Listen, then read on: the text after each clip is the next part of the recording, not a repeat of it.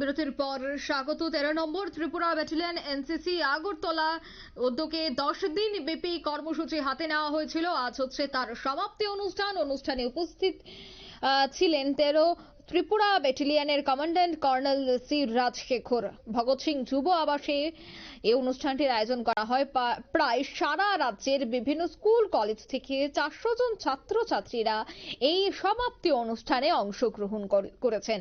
এই ক্যাম্প থেকে কি জানালেন কমান্ড্যান্ট কর্নেল সি राजशेखर, শোনাচ্ছি। से एनसीसी में एनरोल करता है उनके लिए हर साल एक ये मैंडेटरी रिक्वायरमेंट है कि वो 10 दिन का कैंप अंडरगो करे और 10 दिन के कैंप अटेंड करने के बाद वो स्टूडेंट जो है वो एनसीसी कैडेट वो सर्टिफिकेट एग्जाम के लिए एलिजिबल हो जाता है।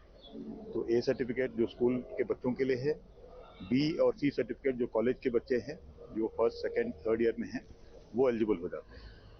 तो इसलिए जो है हम हर साल एक कैंप कैडेट्स के लिए कंडक्ट कराते हैं और जहाँ पे हम कैंप कंडक्ट करते हैं वहाँ के कैंप की कैपेसिटी के हिसाब से बच्चों को बारी बारी यहाँ पे बुलाते हैं।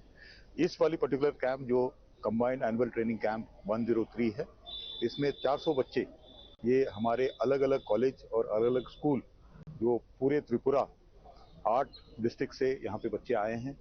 इसके अलावा हमारे पास 8 एएनओ हैं जो कॉलेज।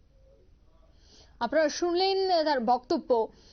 এনসিসির 10 দিন ব্যাপী বার্ষিক যে ক্যাম্পের আয়োজন করা হয়েছিল, আজ ছিল তার সমাপ্তি অনুষ্ঠান, যেখানে বিভিন্ন স্কুল থেকে প্রায় 400 জন ছাত্রছাত্রীরা আজকের এই অনুষ্ঠানে অংশগ্রহণ করেন। প্রত্যেক বছরই এই ধরনের অনুষ্ঠানের আয়োজন করা হয়ে থাকে। নিয়ে নিচ্ছে ছোট্ট একটি বিজ্ঞাপন বিরতি, সঙ্গে থাকুন।